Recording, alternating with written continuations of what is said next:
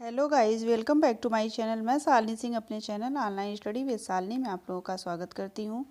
तो हम लोग पढ़ रहे थे घटना चक्र पूर्वावलोकन का सामान्य विज्ञान। और सामान्य विज्ञान के अंतर्गत मैं पहला पार्ट फिजिक्स पढ़ा रही हूं आप लोगों को। और मैंने अपने 2 लेक्चर में आप लोगों को मात्रक एवं पैमाने पढ़ा दिया है। आज मेरा 3rd लेक्चर है और आज हम लोग पढ़ेंगे यांत्रिकी। और यांत्रिकी के अंतर्गत मैं आप लोगों को आज द्रव्यमान, बल, त्वरण, कार्य, ऊर्जा, संवेग, गति आदि के बारे में पढ़ाऊंगी। तो आइए शुरू करते हैं। और हाँ, शुरू करने से पहले अगर आप मेरे चैनल पे नए हों तो प्लीज़ चैनल को सब्सक्राइब कर दें और बेल आइकन को ज़रूर प्रेस कर दें ताकि मेरे अगले वीडियो का नोटिफिकेशन आप तक पहुंच सके। तो आइए हम लोग शुरू करते हैं। तो सबसे पहले हम लोग यांत्रिकी चैप्टर पढ़ रहे हैं, तो यांत्रिकी के बारे में दिया हुआ है, तो सबसे पहले हम लोग यांत्रिकी के बारे में ही जान लेते हैं। तो यांत्रिकी आपका इंग्लिश में इसको मैकेनिक्स बोलते हैं। और ये जो है डिफिनीशन देख लेते हैं, छोटे में ही है। भौतिक विज्ञान की वह शाखा जिसमें पिंडों पर बल लगाने या उन्हें विस्थापित करने पर उनके व्यवहार वाले में होने वाले परिवर्तनों का अध्ययन किया जाता है, वो है आपकी यांत्रिकी। ठीक, भौतिक विज्ञान की वह शाखा जिसमें पिंडों पर बल लगाने या उन्हें विस्थापित करने पर उनके व्यवहार में होने वाले परिवर्तनों का अध्ययन किया जाता है, वो है आपका यांत्रिकी। तो ये तो यांत्रिकी की डिफिनीशन होगी। कभी कभी 1 नंबर में आपके पूछ लेता है कि यांत्रिकी की डिफिनीशन बताइए। तो इसमें हम लोग जितनी मैंने चीज़ें बताई उसके बारे में डिटेल में तो पढ़ेंगे ही, और उनसे संबंधित हम क्वेश्चन भी सॉल्व करेंगे। तो नेक्स्ट है आपका भार की डिफिनीशन जान लेते हैं। तो भार आपका इंग्लिश में इसको वेट बोलते हैं। तो ये जो है इसकी भी डिफिनीशन छोटे में ही है, बहुत बड़ी नहीं है। किसी वस्तु पर पृथ्वी द्वारा लगाया गया आकर्षण बल उस वस्तु का भार कहलाता है। क्या कहलाता है? भार। तो ये हो गई आपके वेट की डिफिनीशन। और नेक्स्ट डिफिनीशन है आपके द्रव्यमान मास की, और इसको द्रव्यमान को मास बोलते हैं इंग्लिश में। तो इसकी भी डिफिनीशन देख लेते हैं। तो किसी वस्तु या पदार्थ के परिमाण को उस वस्तु या पदार्थ का द्रव्यमान कहते हैं। किसी वस्तु का द्रव्यमान प्रत्येक स्थान पर स्थिर रहता है और इसे हम किससे व्यक्त करते हैं? इसे हम यम से व्यक्त करते हैं। तो ये आपका भार वेट की डिफिनीशन जान ली आपने, यांत्रिकी की जान ली, द्रव्यमान की जान ली। तो कभी कभी हमारे एग्ज़ाम में जो है रिटन एग्ज़ाम में कभी कभी भार एवं द्रव्यमान में अंतर भी पूछ लेता है 1 नंबर में। तो हम उसको भी कैसे आप उसके डिफरेंस को बताएंगे कि भार और द्रव्यमान में अंतर क्या है, तो वो भी देख लेते हैं। तो भार को हम W से व्यक्त करते हैं और द्रव्यमान को यम से। तो इसमें 4 अंतर बताए गए हैं आपके, लेकिन मैं आप जो इम्पोर्टेंट है आपका जिसको आप तुरंत आप हम पढ़ा रहे हैं उसी टाइम भी आपको याद हो जाएगा, ये बहुत सिंपल है। तो 2 अंतर तो आप हमेशा आपके दिमाग में रहेगा और 2 अंतर आपको पढ़ना पड़ेगा क्योंकि वो भूल भी सकता है। तो देखिए, आप जो है भार आपका क्या है? पृथ्वी का आकर्षण बल आपका भार है, और द्रव्यमान आपका वस्तु या पदार्थ का परिमाण है। क्या है? वस्तु या पदार्थ का परिमाण है। और दूसरा डिफरेंस जान लेते हैं। भार का मात्रक न्यूटन होता है और द्रव्यमान का मात्रक ग्राम या किलोग्राम होता है। क्या होता है? ग्राम या किलोग्राम होता है। और 3rd इसमें डिफरेंस है, यह एक सदिश राशि है। भार आपकी सदिश राशि है और द्रव्यमान आपका अदिश राशि है। क्या है? अदिश राशि है। और इसमें मेरे फर्स्ट लेक्चर में मैंने सदिश और अदिश के बारे में आपको डिटेल में बताया भी है कि आप सदिश और अदिश को पहचानेंगे कैसे। ठीक, तो नेक्स्ट देखते हैं। अगर आपको देखना हो तो डिस्क्रिप्शन में मैं लिंक दे दूँगी, वहाँ से आप जाकर आराम से देख सकते हैं। नेक्स्ट देखिए, 4 डिफरेंसेस में वस्तु का भार भिन्न भिन्न स्थानों पर भिन्न भिन्न हो सकता है। ठीक, आपके उसका भार का और द्रव्यमान का जो है, किसी वस्तु का द्रव्यमान प्रत्येक स्थान पर अचर रहता है। क्या रहता है? अचर रहता है। तो नेक्स्ट हम देखते हैं। नेक्स्ट है आपका दूरी एवं विस्थापन। कभी कभी दूरी एवं विस्थापन के बारे में भी डिफिनीशन में भी पूछ लेता है, डिफरेंस भी पूछ सकता है, कुछ भी पूछ सकता है उससे जुड़े हुए क्वेश्चन। तो दूरी एवं विस्थापन के बारे में थोड़ा सा हम जान लेते हैं। दूरी और विस्थापन एक ही अर्थ में प्रयोग किए जाते हैं, परंतु भौतिकी में इन दोनों शब्दों के भिन्न भिन्न अर्थ होते हैं। तो सबसे पहले दूरी के बारे में जान लेते हैं। दूरी क्या है? तो जब एक वस्तु एक बिंदु से, ठीक, एक बिंदु से दूसरे बिंदु की ओर चलती है। मान लीजिए कोई स्थान है, वहाँ से आप चले और दूसरे स्थान पर पहुँचे, तो चली गई दूरी वस्तु द्वारा तय किए गए अप्रत्यक्ष मार्ग का वास्तविक लंबाई होती है। और आपका विस्थापन, जबकि विस्थापन प्रारंभिक और अंतिम स्थितियों के बीच, ठीक, प्रारंभ और अंतिम स्थिति के बीच सीधी रेखा मार्ग को बतलाता है। तो गतिशील वस्तु द्वारा चली गई दूरी जो भी हो, वस्तु का विस्थापन सदैव वस्तु की प्रारंभिक और अंतिम स्थितियों के बीच सबसे कम दूरी द्वारा प्रदर्शित किया जाता है। तो ये आपके विस्थापन के बारे में हो गया।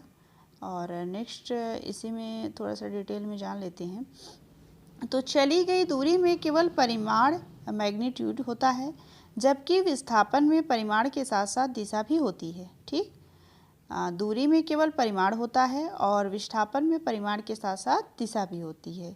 आपके सदिश अदिश में ये चीज़ आपको बताई गई है। तो दूरी एक अदिश राशि है, जबकि विस्थापन एक सदिश राशि है। एक नंबर में पूछ सकता है कि दूरी कौन सी राशि है, तो आपकी दूरी जो है अदिश राशि है और विस्थापन आपका सदिश राशि है। ठीक, तो नेक्स्ट देखते हैं। गतिशील वस्तु द्वारा चली गई दूरी शून्य नहीं हो सकती, परंतु वस्तु का अंतिम विस्थापन जो है शून्य हो सकता है। दूरी हो ना हो, लेकिन विस्थापन शून्य हो सकता है। तो किसी गतिशील वस्तु का विस्थापन शून्य तब होगा जब एक निश्चित दूरी चलने के बाद वस्तु अंततः अपने प्रारंभिक बिंदु पर वापस आ जाती है। तो ये आपका दूरी एवं विस्थापन के बारे में आपने जान लिया। अगर आपके डिफिनीशन भी पूछे तब भी आप लिख सकते हैं आराम से, और अगर आपको डिफरेंस पूछे तब भी आप बता सकते हैं, अदिश सदिश पूछे तब भी बता सकते हैं। तो आपको 3 प्रश्न यहाँ से मिल गए। तो नेक्स्ट है आपका चाल एवं वेग। हम इसमें चाल के भी बारे में जानेंगे और वेग के बारे में भी जानेंगे। तो चाल आपकी है क्या? किसी वस्तु की चाल उसके द्वारा प्रति इकाई समय में चली गई दूरी है। क्या है? किसी वस्तु की चाल उसके द्वारा प्रति इकाई समय में चली गई दूरी है। तो चाल बराबर क्या होता है? दूरी बटे समय, चली गई दूरी। जितना आप चले, जैसे एक स्थान से आप दूसरे स्थान पर जाते हैं तो आपके चलने की जो दूरी है उसको हम चली गई दूरी कहते हैं। और चाल जो है, अगर आपका निकालना हुआ कि आप कहीं गए, कितने समय में गए, तो आपकी चाल बराबर तो चली गई दूरी बटे समय। ठीक, तो चाल एक अदिश राशि है और इसका एसआई मात्रक मीटर प्रति सेकंड होता है। अगर आप क्वेश्चन सॉल्व करेंगे तो आपको लास्ट में मीटर प्रति सेकंड में लिखना पड़ेगा। तो किसी वस्तु का वेग उसमें प्रति इकाई समय में उत्पन्न विस्थापन होता है। वेग की भी डिफिनीशन आपने जान ली। तो वेग बराबर क्या होता है? तो वेग बराबर होता है विस्थापन बटे समय। ठीक, और चाल एवं वेग में अंतर यही है कि चाल में केवल परिमाण होता है और उसमें कोई विशिष्ट दिशा नहीं होती, जबकि वेग में परिमाण के साथ साथ दिशा भी होती है। वेग एक सदिश राशि है। सदिश की डिफिनीशन आपने पढ़ी होगी, अदिश की भी पढ़ी होगी। अदिश में केवल परिमाण होता है, दिशा की आवश्यकता नहीं होती, जबकि सदिश में आपके जो है दिशा के साथ साथ परिमाण की भी आवश्यकता होती है। तो ये सदिश और अदिश अगर आप जानते हैं तो इसमें आपको आगे आसानी होगी। मैंने पहले लेक्चर में अपने पढ़ाया भी आपको सदिश अदिश के बारे में। तो सदिश अदिश को आप लोग याद कर लीजिएगा, क्योंकि आगे आप पढ़ते चलेंगे तो सदिश अदिश आपके यूज होते रहेंगे। तो सदिश अदिश के बारे में जानना बहुत ज़रूरी है, क्योंकि हमने जितने भी एग्ज़ाम लगभग देखे हैं सब में सदिश या अदिश से आपके एक प्रश्न तो निश्चित ही बनते हैं, चाहे वो सदिश से बने चाहे वो अदिश से बने। तो सदिश अदिश की डिफिनीशन भी हमने थोड़ा सा जान ली। तो आपका नेक्स्ट है त्वरण। त्वरण के बारे में भी हम जान लेते हैं। तो त्वरण आपका है क्या? तो किसी वस्तु के त्वरण को समय के साथ उसके वेग में परिवर्तन की दर के रूप में परिभाषित किया जाता है। ठीक, वस्तु के त्वरण को समय के साथ उसके वेग में परिवर्तन की दर को क्या कहते हैं? त्वरण। तो त्वरण बराबर होता है वेग परिवर्तन बटे समय। ठीक, ये आपका त्वरण अगर निकालना हो तो आप ऐसे निकाल सकते हैं। तो त्वरण बराबर थोड़ा सा उसको वेग परिवर्तन को डिटेल में भी देख लेते हैं। अंतिम वेग माइनस प्रारंभिक वेग। ठीक, अंतिम वेग माइनस प्रारंभिक वेग बटे समय। तो ये आपके त्वरण बराबर हो गया। तो नेक्स्ट है आपका थोड़ा सा डिटेल में जान लेते हैं अगर त्वरण के बारे में। यदि वस्तु का प्रारंभिक वेग u हो तथा t समय पश्चात अंतिम वेग v हो तो त्वरण a बराबर होता है v minus you upon T. ठीक, v आपका यहाँ पे अंतिम वेग है, u आपका प्रारंभिक वेग है और t आपका समय है। ठीक, तो त्वरण बराबर वो जो ऊपर दिया गया है उसे यहाँ पे अगर आपको क्वेश्चन के माध्यम से पूछे तो आप ऐसे इसको सॉल्व कर सकते हैं। तो त्वरण का SI मात्रक होता है मीटर पर सेकेंड स्क्वायर। ठीक, अब न्यूटन के गति के नियम भी जान लेते हैं। तो आपके न्यूटन के गति के नियम में जो है पहला, दूसरा, तीसरा जो भी है आप सब जानेंगे। 3 नियम हैं आपके न्यूटन के। तो न्यूटन के नियम, गति के नियम के बारे में पहले जान लेते हैं और फिर न्यूटन के 3 जो नियम बताए गए हैं उसको भी हम डिटेल में पढ़ लेते हैं। तो सबसे पहले न्यूटन की गति के नियम। तो पिंडों की गति का वर्णन करने के लिए न्यूटन ने 3 नियम बताए हैं। ठीक, मैंने बताया भी। इन नियमों को न्यूटन के गति का नियम कहा जाता है। न्यूटन के गति के नियम बल की परिशुद्ध परिभाषा देते हैं और वस्तु पर लगाए गए बल तथा उसके द्वारा प्राप्त की गई गति की अवस्था के बीच संबंध स्थापित करते हैं। तो ये न्यूटन के गति के नियम के बारे में थोड़ा सा हमने जान लिया। अगर हम एग्जाम में पूछता है तो थोड़ा सा आप इसमें लिख सकते हैं। तो सबसे पहले हम न्यूटन का गति का प्रथम नियम के बारे में जान लेते हैं। तो पहला नियम है आपका, कोई विरामावस्था वस्तु विरामावस्था ही बनी रहेगी और गतिमान वस्तु निरंतर एक समान चाल से सीधी रेखा में गतिमान रहेगी जब तक कि उस पर विरामावस्था अथवा एक समान गति की अवस्था में परिवर्तन के लिए बाहरी बल के द्वारा उसे बाध्य नहीं किया जाता। तो क्या समझा आपने इसमें कि कोई वस्तु विरामावस्था में तब तक बनी रहेगी या गतिमान वस्तु निरंतर एक समान चाल से सीधी रेखा में गतिमान रहेगी। ठीक, मतलब जो विरामावस्था में है वो उसमें ही बना रहे और जो गतिमान है आपका वो गति में चलता रहे जब तक कि उसकी विरामावस्था अथवा एक समान गति की अवस्था में परिवर्तन के लिए बाहरी बल उसे बाध्य नहीं किया जाता। मान लीजिए उस पर बाहरी बल नहीं लगाया जाता। ठीक, तो ये आपके न्यूटन का गति का प्रथम नियम है। और किसी वस्तु के विरामावस्था में रहने की अथवा यदि गतिमान है तो एक सीधी रेखा में निरंतर गतिमान रहने की प्रवृत्ति आपकी जड़त्व कहलाती है। ठीक, क्या कहलाती है? जड़त्व। तो ये डिफिनीशन जड़त्व की हो गई, किसी वस्तु के विरामावस्था रहने की अथवा यदि गतिमान है तो किसी सीधी रेखा में निरंतर गतिमान रहने की प्रवृत्ति जड़त्व कहलाती है। तो जड़त्व के बारे में भी आपने जान लिया और न्यूटन के प्रथम नियम के भी बारे में जान लिया। तो मैं आपको पढ़ा दे रही हूँ, वैसे ये इम्पोर्टेंट उतना नहीं है लेकिन आप जान लीजिए, जो बुक में दिया गया है तो जानना जरूरी है। तो द्रव्यमान किसी वस्तु के जड़त्व की माप है। क्या है? द्रव्यमान किसी वस्तु के जड़त्व की माप है। तो द्रव्यमान किसी वस्तु का क्या है? तो जड़त्व की माप है। तो वस्तु में यदि अधिक द्रव्यमान होता है तो उसमें जड़त्व भी अधिक होता है, अर्थात हल्की वस्तुओं की अपेक्षा भारी वस्तुओं में अधिक जड़त्व होता है। ठीक, जड़त्व आपका जैसे हल्की वस्तु है तो उसमें कहाँ जड़त्व होगा? भारी वस्तु है तो वो जड़त्व अधिक होता है। तो यह आपका न्यूटन का प्रथम नियम हो गया। अब न्यूटन का गति का द्वितीय नियम हम जान लेते हैं। तो न्यूटन का गति का द्वितीय नियम में जो है, न्यूटन के गति के प्रथम नियम से स्पष्ट है कि किसी वस्तु पर बाह्य बल लगाने से उसकी गति में परिवर्तन होता है और गति में परिवर्तन होने का अर्थ है वस्तु में त्वरण के उपस्थित होने से है। ठीक, गति में अगर परिवर्तन होने का अर्थ है कि वस्तु में त्वरण के उपस्थित होने से है। अतः किसी वस्तु पर बल लगाने से उसमें त्वरण उत्पन्न होता है। जब आप किसी वस्तु को फोर्स करेंगे तो उसमें क्या होगा? आपका त्वरण होगा, उत्पन्न होगा। ठीक, तो थोड़ा सा प्रयोग में दिया गया है तो उसको भी देख लेते हैं। तो किसी वस्तु पर आरोपित बल F उस वस्तु के द्रव्यमान यम, मतलब बल को F से, द्रव्यमान को यम से, तथा वस्तु में बल की दिशा में उत्पन्न त्वरण आपका एक्सेलरेशन A के गुणनफल के बराबर होता है। तो बल का सूत्र भी जान लेते हैं। तो बल बराबर होता है द्रव्यमान गुणे त्वरण। ठीक, तो F equal to M cross A। तो ये आपके बल बराबर हो गया। तो इस समीकरण को ही न्यूटन का द्वितीय नियम भी कहते हैं, आपका F बराबर यम क्रॉस A। तो बल का एसआई मात्रक क्या है? बल का एसआई मात्रक आपका न्यूटन है और 1 न्यूटन वह बल है जो 1 किलोग्राम द्रव्यमान की वस्तु पर लगाए जाने पर उसमें 1 मीटर प्रति सेकंड स्क्वायर का त्वरण उत्पन्न करता है। तो 1 न्यूटन कैसा बल है, ये आपके एक नंबर में पूछ भी सकता है, तो आप इसको ऐसी प्रकार बता देंगे जितना मैंने हाईलाइट किया हुआ है। नेक्स्ट आपका न्यूटन का प्रथम नियम जाना आपने, द्वितीय नियम जाना, आप तृतीय नियम भी जान लेते हैं न्यूटन का। तो न्यूटन का गति का तृतीय नियम है आपका, जब कभी एक वस्तु किसी दूसरी वस्तु पर बल लगाती है तो दूसरी वस्तु भी पहली वस्तु पर बराबर और विपरीत दिशा में बल लगाती है। ठीक, जैसे मान लीजिए हमने किसी को धक्का दिया तो हो सकता है कि वह हमको पीछे की तरफ भी उतना ही फोर्स लगाए।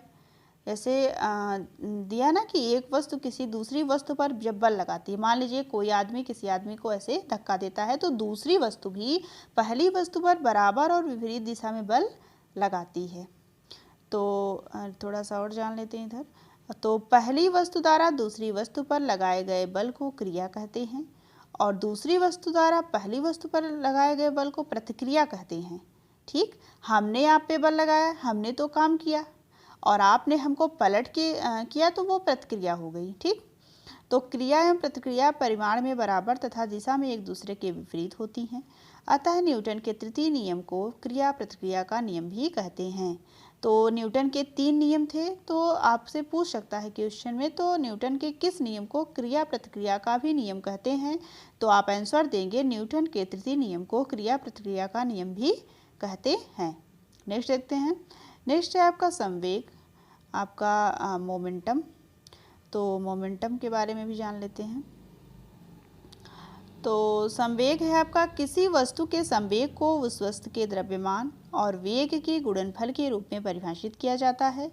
और संवेग v इक्वल टू होता है द्रव्यमान m गुणे वेग v। संवेग को p से संबोधित करते हैं, द्रव्यमान को m से, वेग को v से। तो संवेग एक सदिश राशि है, मैंने बताया कि जिसमें वह आए आपका वो सदिश है, और बल को छोड़कर जिसकी दिशा वेग की दिशा में ही होती है। ठीक, संवेग एक सदिश राशि है जिसकी दिशा वेग की दिशा में ही होती है, और प्रत्येक गतिमान वस्तु में संवेग होता ही है, और संवेग का SI मात्रक होता है किलोग्राम मीटर प्रति सेकंड। ठीक, तो नेक्स्ट है आपका संवेग परिवर्तन। तो संवेग परिवर्तन को भी देख। तो संवेग परिवर्तन की आपकी डिफिनीशन हो गई, किसी वस्तु के संवेग परिवर्तन की दर वस्तु पर लगे बाह्य बल के समानुपाती होती है। संवेग में परिवर्तन सदैव बल की दिशा में ही होता है। यह न्यूटन के गति के द्वितीय नियम का ही एक रूप है। क्या है? एक रूप है। तो बल प्रोपोर्शनल संवेग में परिवर्तन अपान समय। ठीक, और थोड़ा सा इसका संवेग बराबर भी देख लेते हैं। तो यदि किसी यम द्रव्यमान की वस्तु का प्रारंभिक वेग u हो तो इसका प्रारंभिक संवेग बराबर यम डॉट यू। तो यम यू का गुणा कर देंगे तो आपका संवेग आपका प्राप्त हो जाएगा। यम द्रव्यमान है और यू आपका प्रारंभिक वेग है। नेक्स्ट, तो संवेग में ही t समय तक इस वस्तु पर बल F के कार्य करने पर इसका अंतिम वेग भी हो जाता है और वस्तु का अंतिम संवेग यम भी हो जाता है। तो संवेग में परिवर्तन भी कभी कभी पूछता है, तो यम भी माइनस यम यू। ठीक, संवेग परिवर्तन निकालना हुआ तो यम भी माइनस यम यू। तो आपका यहाँ पे u आपका प्रारंभिक वेग है, v आपका अंतिम वेग है, यम आपका द्रव्यमान है। तो अतः यह प्रोपोर्शनल यम भी माइनस यम यू अपान टी। तो यहाँ पे यम को आप कॉमन ले लेंगे, यह प्रोपोर्शनल यम भी माइनस यू अपान टी, आपको सॉल्व करने में आसानी होगी। तो यह प्रोपोर्शनल यम ए। ठीक, भी माइनस यू अपान टी आपका ए का मान है। एक्सेलरेशन इक्वल टू भी माइनस यू अपान टी होता है, तो वहाँ पे आपने पुट कर दिया। तो अतः यह बराबर हो जाएगा के यम ए। ठीक, के यम ए, के का मान यहाँ पे 1 होता है। तो यशाई मात्रकों में स्थिरांक के का मान 1 होता है, इसलिए यह बराबर हो जाएगा 1 क्रॉस यम क्रॉस ए। तो 1 का कोई वो नहीं है, तो यफ इक्वल टू यम ए, जो कि न्यूटन का गति का द्वितीय नियम भी है। अब संवेग संरक्षण का नियम देख लेते हैं। तो बहुत अच्छे से इसमें दिया हुआ है। आप छोटे में आप डिफिनीशन इसकी कभी रिटन एग्जाम में लिखना हुआ तो बहुत आराम से आप लिख सकते हैं। कहीं अन्य से आपको साइंस पढ़ने की आवश्यकता नहीं है। अगर आपने पूरा पूर्वावलोकन पढ़ लिया साइंस का, आपने फिजिक्स, केमिस्ट्री, बायो और कंप्यूटर्स के भी कुछ क्वेश्चन हैं इसमें, और टेक्नोलॉजी से भी कुछ हैं, तो अगर आपने पूरी बुक घटना चक्र, पूर्वावलोकन, सामान्य विज्ञान पढ़ ली तो आपको साइंस कहीं अन्य से पढ़ने की आवश्यकता नहीं है, क्योंकि लगभग प्रश्न इस बुक से आपको मिल जाते हैं। तो बहुत अच्छी बुक है। तो हम आगे देखते हैं संवेग संरक्षण का नियम। तो यदि दो अथवा दो से अधिक पिंडों के समुदाय पर कोई बाह्य बल कार्य न करे तो समुदाय का संयुक्त संवेग स्थिर अथवा संरक्षित बना रहता है। इसे ही संवेग संरक्षण का नियम कहते हैं। ठीक, ये आपके संवेग संरक्षण का नियम हो गया। अब नेक्स्ट है आपका कार्य वर्क जिसको बोलते हैं, इसके बारे में भी थोड़ा जान लेते हैं। तो यदि किसी वस्तु पर बल लगाकर उसकी स्थिति में परिवर्तन किया जाता है तो उसमें जो क्रिया संपन्न होती है उसे कार्य कहते हैं। ठीक, किसी वस्तु पर बल लगाकर उसकी स्थिति में परिवर्तन किया जाता है तो इसमें जो क्रिया संपन्न होती है उसे ही हम कार्य कहते हैं। तो यदि बल लगाने पर वस्तु की स्थिति में परिवर्तन न हो तो कार्य किया हुआ नहीं माना जाता। ठीक, हमने कोई काम किया और उसकी वस्तु या स्थिति में कोई परिवर्तन ही नहीं हुआ वस्तु की स्थिति में, तो हमने कार्य किया ही नहीं। स्थिति में परिवर्तन होगा तभी वो कार्य माना जाएगा। तो इसी में और देखते हैं आगे। किसी वस्तु पर किए गए कार्य का मान लगाए गए बल तथा बल की दिशा में वस्तु के विस्थापन के गुणनफल के बराबर होता है। तो इसलिए कार्य बराबर हो जाता है बल गुणे बल की दिशा में विस्थापन। अगर हमको कार्य निकालना हुआ तो बल गुणे बल की दिशा में जो विस्थापन होता है उससे हम मल्टीप्लाई कर देंगे तो हमारा कार्य निकल कर चला आएगा। यदि किए गए कार्य प्रयुक्त बल और बल की दिशा में विस्थापन को क्रमशः डब्ल्यू एफ तथा यस से निर्दिष्ट किया जाए तो डब्ल्यू बराबर हो जाता है एफ क्रॉस यस। ठीक, एफ क्रॉस यस। तो आपका यदि बल एफ पिंड के विस्थापन की दिशा में न होकर उससे थीटा कोण बना रहा हो तो यहाँ पे देखिए, ये आपका वो है, यहाँ पे यस दिया हुआ है आपका। ठीक, यहाँ पे जैसे W बराबर एफ क्रॉस यस है तो यहाँ पे ग्राफ के माध्यम से आपको बताया गया है एफ कॉस थीटा। तो W बराबर आपका हो जाएगा एफ कॉस थीटा गुणे यस। ठीक, एफ कॉस थीटा, ये आपका एफ कॉस थीटा हो गया और ये आपका दूरी यस हो गई तो F cos theta cross yes, जहाँ एफ कॉस थीटा विस्थापन की दिशा में बल का घटक है। क्या है? विस्थापन की दिशा में बल का घटक है। और कार्य एक अदिश राशि है, कार्य का इकाई मात्रक जूल होता है। तो ये आपका हो गया जो है। तो नेक्स्ट देखते हैं। तो हम लोग कार्य में आगे देखते हैं। यदि 1 न्यूटन का बल किसी पिंड को बल की दिशा में 1 मीटर विस्थापित कर दे तो किया गया कार्य आपका 1 जूल होगा। क्या होगा? 1 जूल होगा। तो 1 जूल बराबर होता है 1 न्यूटन गुणे 1 मीटर। ठीक, 1 जूल बराबर 1 न्यूटन गुणे 1 मीटर। नेक्स्ट आपका देख लीजिए, शक्ति अथवा सामर्थ्य, पावर के बारे में भी जान लेते हैं। पावर से भी प्रश्न बनते हैं। तो पावर है क्या आपका? किसी मशीन अथवा कर्ता के द्वारा कार्य करने की दर को सामर्थ्य कहते हैं। क्या कहते हैं? किसी मशीन अथवा कर्ता की कार्य करने की दर को सामर्थ्य कहते हैं। तो शक्ति बराबर होता है कार्य बटे समय। शक्ति बराबर क्या होता है? कार्य बटे समय। यदि कोई कर्ता t समय में w कार्य करता है तो उसकी शक्ति बराबर होता है p कार्य बराबर बटे समय। तो शक्ति आपका यहाँ पे p है, कार्य w है और समय आपका t है। तो शक्ति का इकाई मात्रक आपका जूल प्रति सेकंड होता है और इसे वाट कहते हैं। शक्ति का एक अन्य मात्रक अश्व सामर्थ्य हॉर्स पावर भी है। एक अश्व सामर्थ्य या 1 हॉर्स पावर इक्वल टू 746 वाट। कितना होता है? 746 वाट। तो अक्सर एग्जाम में पूछा जाता है कि एक अश्व शक्ति बराबर कितना होता है, तो 746 वाट होता है। तो नेक्स्ट आपका है ऊर्जा एनर्जी जिसको बोलते हैं, उसके बारे में भी थोड़ा सा जान लेते हैं। तो ऊर्जा में जो भी इम्पोर्टेंट है यहाँ पे मैंने हाईलाइट कर दिया है उसको। किसी वस्तु की कार्य करने की क्षमता उसकी ऊर्जा कहलाती है। ठीक, जितना हम किसी कार्य को अगर करते हैं तो हमारे अंदर की जो कैपेसिटी होती है, क्षमता, वह उसकी ऊर्जा कहलाती है। ऊर्जा के जो है अनेक रूप हैं, जैसे यांत्रिक ऊर्जा हो गई, ऊष्मा ऊर्जा हो गई, प्रकाश ऊर्जा हो गई, ध्वनि ऊर्जा हो गई। ठीक, ये आपके 4 ऊर्जा हो गए। ऊर्जा एक अदिश राशि है और इसका SI मात्रक क्या होता है? जूल। नेक्स्ट है आपका, तो इसमें पहला है यांत्रिक ऊर्जा, तो उसके बारे में देख लेते हैं। यांत्रिक ऊर्जा क्या है? तो यदि किसी पिंड को कुछ यांत्रिक कार्य करने की क्षमता प्रदान करती है तो यह 2 प्रकार की होती है। ठीक, किसी पिंड को कुछ यांत्रिक कार्य करने की क्षमता प्रदान करती है आपकी यांत्रिक ऊर्जा। यह 2 प्रकार की होती है, गतिज ऊर्जा और स्थितिज ऊर्जा। तो पहला है आपका गतिज ऊर्जा और दूसरा है आपका स्थितिज ऊर्जा। तो एक पिंड की स्थितिज एवं गतिज ऊर्जाओं का कुल योग इसकी यांत्रिक ऊर्जा कहलाती है। ठीक, तो नेक्स्ट आपका है यांत्रिक ऊर्जा बराबर होता है गतिज ऊर्जा प्लस स्थितिज ऊर्जा। यांत्रिक ऊर्जा बराबर हो जाएगा गतिज ऊर्जा प्लस स्थितिज ऊर्जा।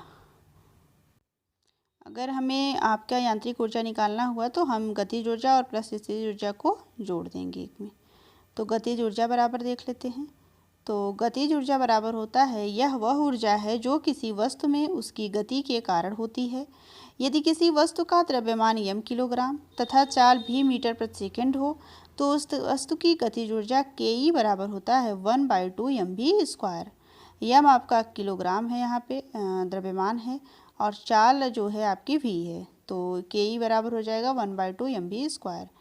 तो नेक्स्ट है आपका स्थितिज ऊर्जा के बारे में भी जान लेते हैं। तो यह वह ऊर्जा है जो किसी वस्तु या निकाय की स्थिति अथवा दशा के कारण होती है। यदि कोई वस्तु किसी बल के अंतर्गत एक स्थिति से दूसरी स्थिति में लाई जाए तो इस दौरान किया गया कार्य ही वस्तु की स्थितिज ऊर्जा के रूप में संचित होता है। ठीक, नेक्स्ट है आपका स्थितिज ऊर्जा के कई रूप होते हैं, जैसे प्रत्यास्थ स्थितिज ऊर्जा, गुरुत्वीय स्थितिज ऊर्जा, वैद्युत स्थितिज ऊर्जा इत्यादि। ठीक, किसी वस्तु की स्थितिज ऊर्जा Pe बराबर होता है mgh, जहाँ m आपका द्रव्यमान है, g गुरुत्वीय त्वरण है, h बराबर ऊंचाई है। तो अगर वस्तु की स्थितिज ऊर्जा निकालनी हुई तो mgh से निकलेगी, m आपका द्रव्यमान होगा, g गुरुत्वीय त्वरण होगा, h आपका ऊंचाई होगा। तो हमने सबके बारे में डिटेल में पढ़ लिया। तो अब हम उनसे संबंधित प्रश्नकोश को सॉल्व करेंगे। और तो पहला है इसमें न्यूटन के गति का पहला नियम जाना जाता है किस नाम से? तो जड़ता का नियम। मैंने बताया था वहाँ पे कि किसको किस नाम से और जानते हैं, ये भी जानते चलिए। छत्तीसगढ़ PCS प्री 2019 में पूछा गया क्वेश्चन है, तो इम्पॉर्टेंट है आपका ये, आपके भी कभी भी एग्जाम में पूछ सकता है, किसी भी एग्जाम में। तो न्यूटन के गति का पहला नियम जाना जाता है जड़ता के नियम का, जड़ता का नियम। ठीक, इसका थोड़ा डिटेल यहाँ पे दी गई है। तो न्यूटन के गति के प्रथम नियम को जड़त्व का नियम कहते हैं, ये तो बताया था मैंने। और इसके बारे में थोड़ा सा जान लेते हैं। प्रत्येक पिंड तब तक अपनी विरामावस्था अथवा सरल रेखा में एक समान गति की अवस्था में रहता है जब तक कोई बाह्य बल उसे अन्यथा व्यवहार करने के लिए विवश नहीं करता है। तो आपका ये न्यूटन का प्रथम नियम हो गया। नेक्स्ट देखते हैं। नेक्स्ट है आपका साधारण यंत्र किसी व्यक्ति की सहायता करता है कम काम करने में, कम बल का प्रयोग करके भी उतनी ही मात्रा में काम करने में, उतनी ही कम मात्रा में काम धीरे धीरे करने में, उतनी ही मात्रा में काम अधिक तेजी से करने में। ISP 1996 में पूछा गया क्वेश्चन है आपका। तो इसका आंसर बी सही है, कम बल का प्रयोग करके भी उतनी ही मात्रा में काम करने में साधारण यंत्र व्यक्ति की सहायता करता है। तो जो मैंने बताया वही नीचे दिया गया, तो इसको छोड़ देते हैं। नेक्स्ट है आपका एक व्यक्ति एक संवेदनशील सेंसिटिव तराजू पर खड़ा है। यदि वह गहरी सांस लेता है तो तराजू की रीडिंग बढ़ेगी कि घटेगी? UPBCS मेंस 2013 में पूछा गया क्वेश्चन है।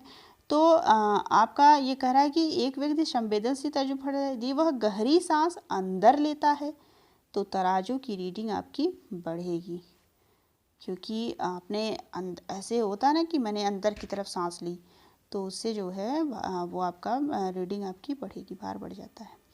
तो इसके बारे में थोड़ा सा जान लेते हैं डिटेल में, क्यों बढ़ता है कैसे। तो व्यक्ति के गहरी सांस लेने में तराजू की रीडिंग बढ़ेगी, अर्थात तराजू द्वारा व्यक्ति का वजन अधिक दर्शाया जाएगा। 1 लीटर वायु 1.225 ग्राम वजनी होती है, अतः 1 लीटर वायु अंदर खींचने पर व्यक्ति का वजन 1.225 ग्राम बढ़ जाएगा। हालांकि व्यक्ति के घनत्व में कमी दर्ज होगी, लेकिन वजन आपका बढ़ जाएगा। नेक्स्ट है आपका वॉशिंग मशीन का कार्य सिद्धांत है।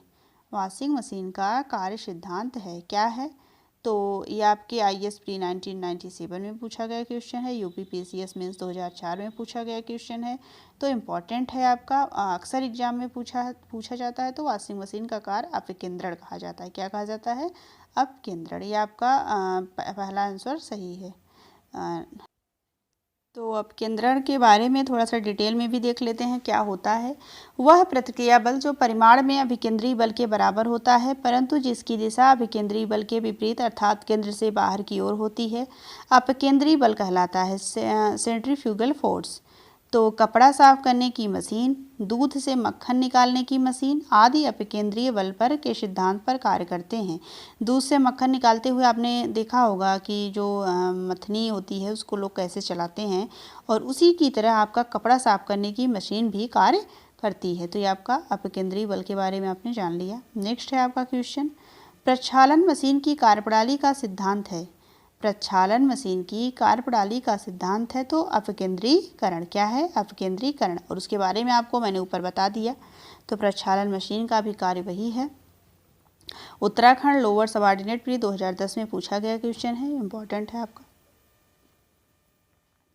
नेक्स्ट आपका है, निम्नलिखित में से कौन सी राशि सदिश नहीं है?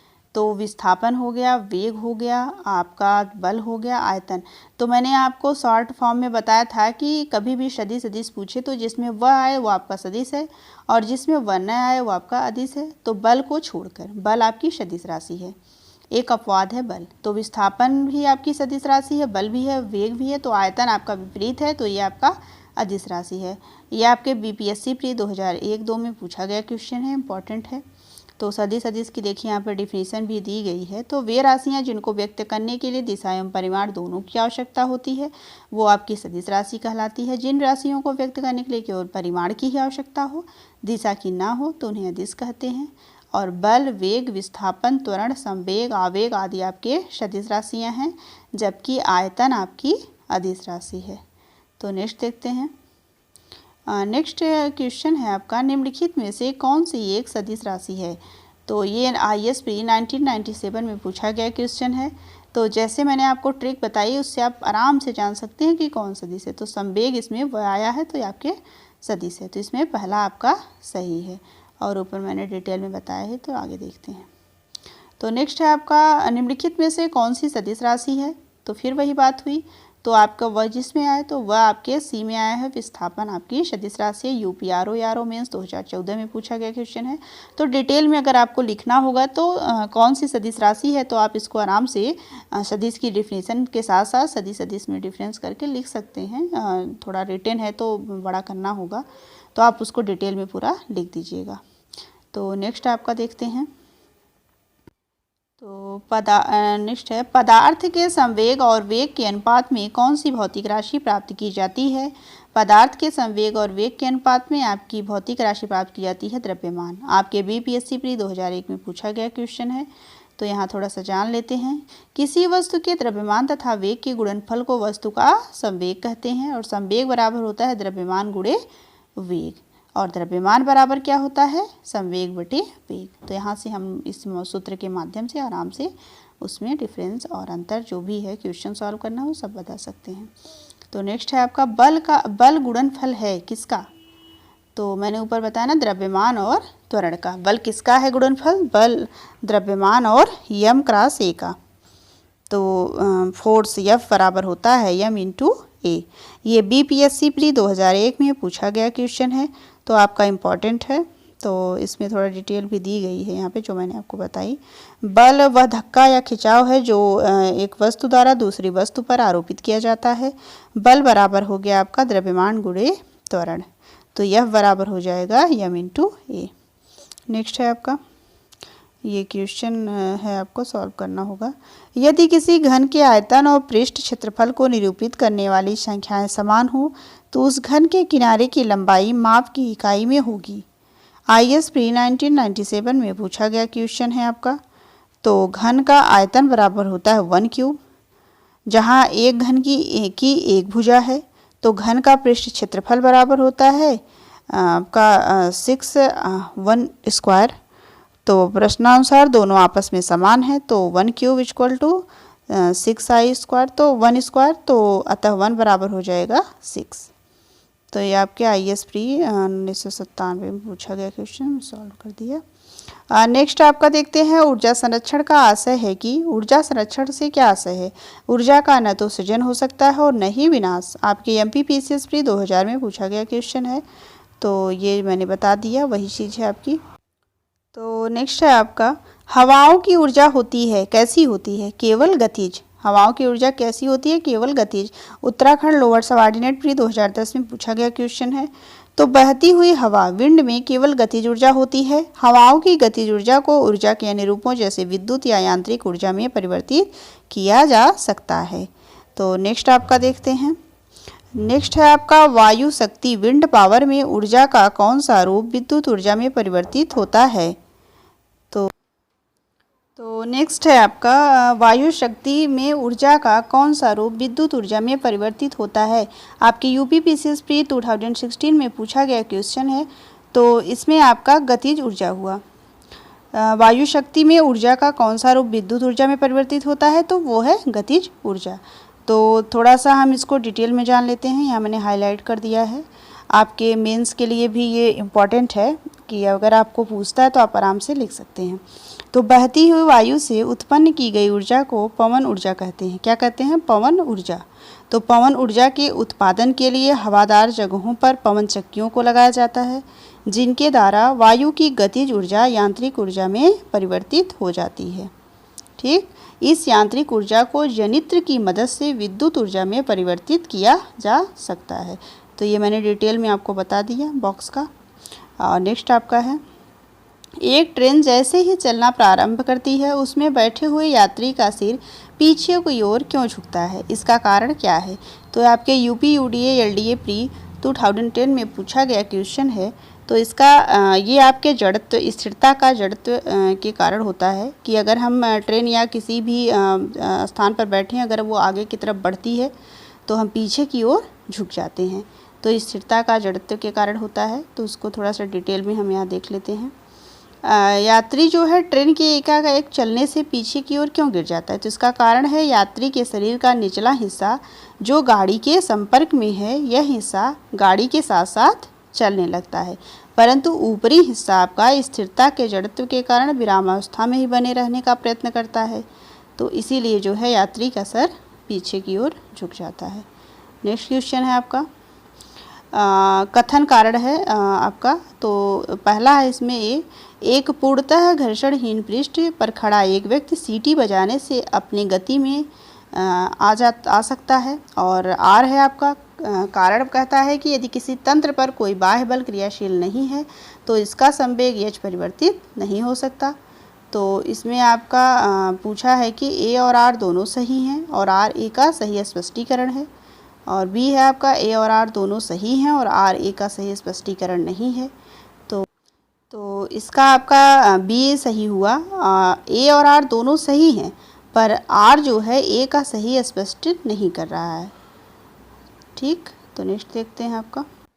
तो घर्षणहीन पृष्ठ पर कोई भी व्यक्ति गति नहीं कर सकता, क्योंकि किसी भी प्रकार की गति के लिए घर्षण जरूर आवश्यक होता है। और घर्षण रहित सतह पर कोई व्यक्ति सीटी बजाकर अपने को गति में ला सकता है। सीटी बजाने के लिए व्यक्ति एक दिशा में हवा छोड़ेगा, जिसके परिणाम स्वरूप विपरीत दिशा में वह गति करने लगेगा। तो कारण आर में संवेग संरक्षण के सिद्धांत का उल्लेख है, जो कि आपका सत्य है। तो आपका सड़क पर चलने की अपेक्षा बर्फ़ पर चलना कठिन है, क्योंकि जो है बर्फ़ में सड़क की अपेक्षा घर्षण कम होता है। आपका डी सही है। यूपीपीसीएस प्री 1994 में पूछा गया क्वेश्चन है, इम्पॉर्टेंट है आपका। और इसको थोड़ा सा डिटेल में हम देख लेते हैं। तो सड़क पर चलने में हमें आसानी इसलिए होती है क्योंकि पृथ्वी पर उसकी सतह खुरदरी होने के कारण घर्षण बल उत्पन्न होता है।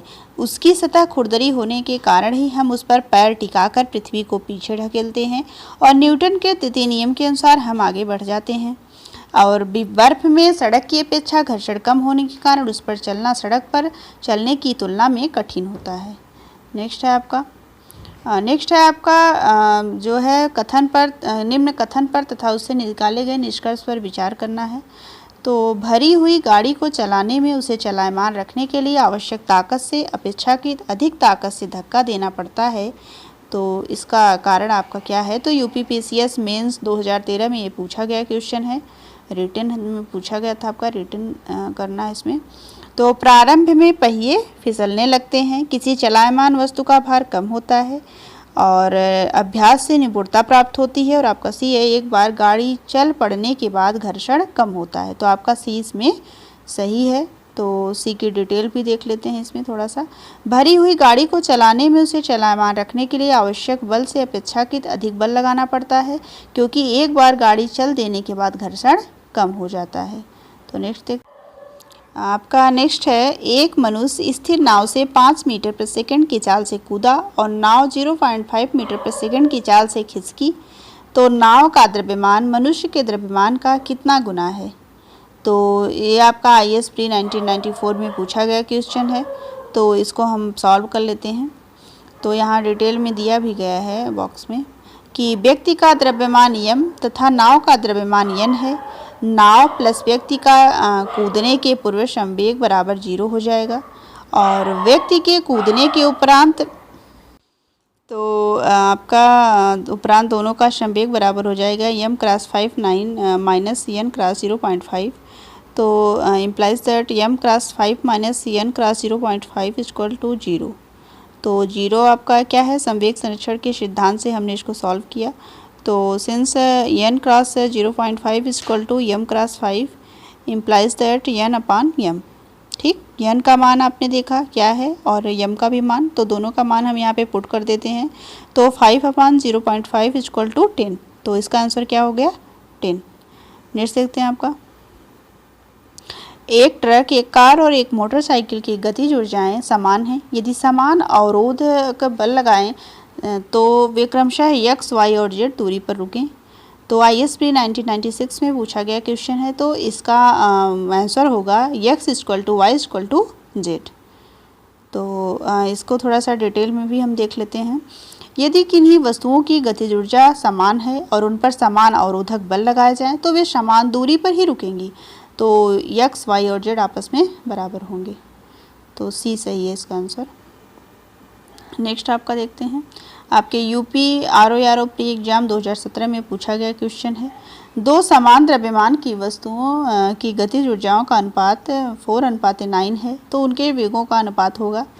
तो उसको इसमें दिया गया है कि 2:3 होगा। कैसे होगा ये देख लेते हैं।